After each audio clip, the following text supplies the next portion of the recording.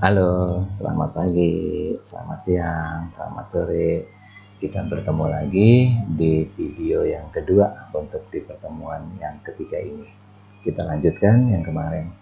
Jadi yang lalu saudara sudah belajar tentang bagaimana atau melihat contoh-contoh membentuk hipotesis alternatif dan hipotesis nol. Di mana yang kemarin adalah menyatakan hipotesis alternatif itu adalah hipotesis yang penguji, ya, peneliti, gitu ya. Sekarang kita akan lihat suatu keadaan. Biasanya sih kita tuh percaya, biasanya kita percaya dengan statement suatu nilai parameter populasi. Biasanya kita sudah percayalah itu benar, ya, pernyataan parameter populasi tersebut benar. Nah, tapi dalam hati kecil, benar apa enggak ya? Nah, gitu. Kemudian kita juga biasanya sih juga meyakini bahwa cukup bukti bahwa nilai parameter tersebut ternyata tidak tepat, gitu. Kadang-kadang kita punya hati nurani, hati kecil bahwa ini kayaknya nggak cukup bukti ini, atau buktinya cukup, ya, menyatakan bahwa nilai tersebut adalah sebetulnya tidak tepat. Nah, itu biasanya kita lakukan membentuk uji hipotesis dengan diawali dari Hanov. Untuk lebih jelasnya kita lihat contoh yang berikut, ya. Contoh yang berikut ini kita lihat. Nah, ini dia.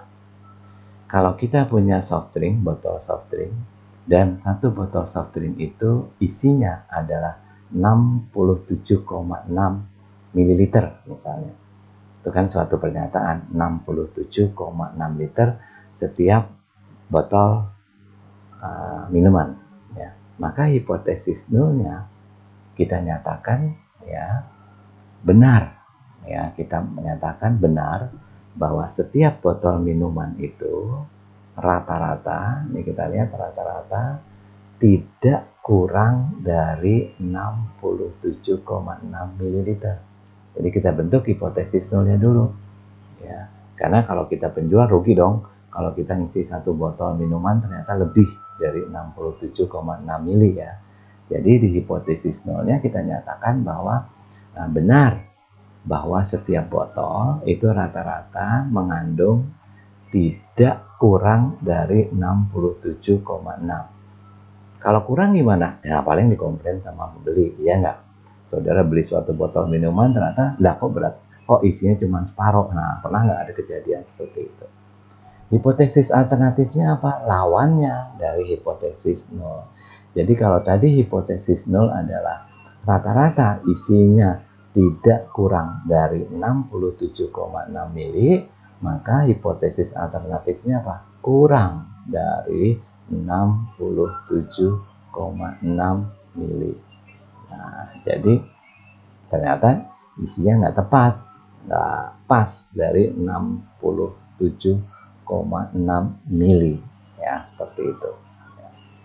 Cukup sulit atau cukup mudah membentuk pernyataan hipotesis nol, ya. Nanti kita akan lebih kuasai, kita akan lebih pahami lebih mendalam. Oke, ya. Bentuk-bentuk hipotesis, saudara lihat yang di kolom hijau ini, ya. Ini saudara benar-benar pahami dulu, ya. Jadi ada tiga nih, ya. Ada tiga kemungkinan yang terjadi pada saat saudara membentuk hipotesis.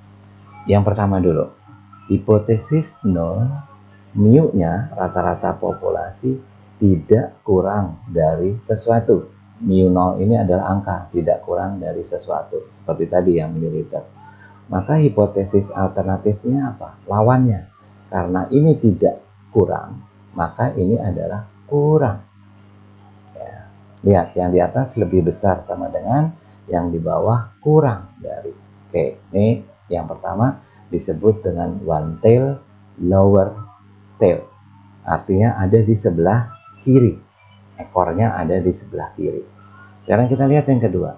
Hipotesis nolnya, mu-nya atau rata-rata populasinya tidak lebih dari sesuatu angka, tidak lebih. Tandanya apa? Lebih kecil sama dengan.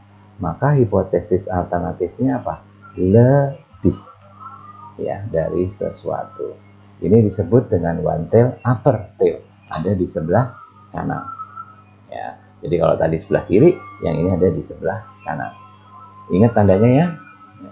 Kemudian yang terakhir, yang ketiga adalah kalau kita nyatakan rata-rata populasinya adalah exactly, tepat sekian mu norm, maka hipotesis alternatifnya adalah jika mu-nya atau rata-ratanya tidak sama, not equal terhadap sesuatu. Ini yang disebut dengan two tail. Jadi ekornya ada di mana? Ada di kanan, di atas, dan ada di kiri, di bawah. Oke ya, jadi saya minta saudara pahami ini, saya ulang dulu. Yang pertama, kejadian yang pertama adalah jika hipotesis nolnya tandanya adalah lebih besar sama dengan, tidak kurang dari, maka alternatifnya adalah kurang dari. Yang kedua, kalau hipotesis nolnya adalah tidak lebih dari, maka hipotesis alternatifnya adalah lebih dari. Yang ketiga, kalau hipotesis nolnya sama dengan, maka hipotesis alternatifnya adalah tidak sama dengan. Yang pertama disebut dengan one tail kiri, yang kedua disebut dengan one tail kanan, yang ketiga disebut two tail. Ya, semoga saudara paham. Saya benar-benar pelan-pelan nih. Nah, ini di sini dibilangnya ya. Ini ada tentang emergency ya, bahwa suatu sistem ya di rumah sakit punya 20 mobil ya, medical unit ya. Dia ini bisa menerima panggilan dan memerlukan waktu menangani panggilan tersebut 12 menit atau kurang. Nah, ini waktu yang harus kita uji.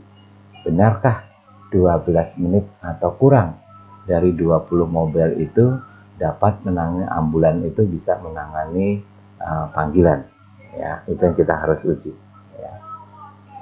ya, ini 12 menit atau kurang.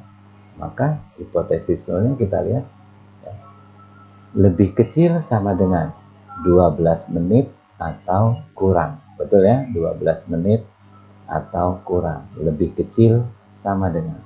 Kalau memang iya dia menangani 12 menit lebih kecil atau kurang, lebih kecil ya atau kurang, maka kita nggak perlu follow up. Kenapa? Karena dia udah bagus. Tapi hipotesis alternatif kan opposite, lawannya. Kalau ternyata dia menangani lebih dari 12 menit, ini lihat nih, lebih dari 12 menit, maka kita perlu follow up. Ada sesuatu yang salah. Nah, disinilah pembentukan uji hipotesis yang benar. Ya, kita lihat seperti ini. Oke. Di dalam membentuk uji hipotesis ada yang disebut dengan kesalahan-kesalahan atau error. Ada tipe 1 dan ada tipe 2. Kesalahan tipe 1 adalah jika kita menolak hipotesis nol, padahal sebenarnya dia benar. Jadi kita menolak hipotesis nol yang benar. Itu adalah kesalahan tipe 1. Nah, kesalahan tipe 1 itu kita sebut dengan level of significance. Kita biasa simpulkan dengan alpha. Ya. Nanti kita akan uji ya. Maka ujinya disebut dengan uji signifikan. Saya ulang ya. Jadi kesalahan tipe pertama ini adalah kita sebut dengan level of significance, simbolnya alpha.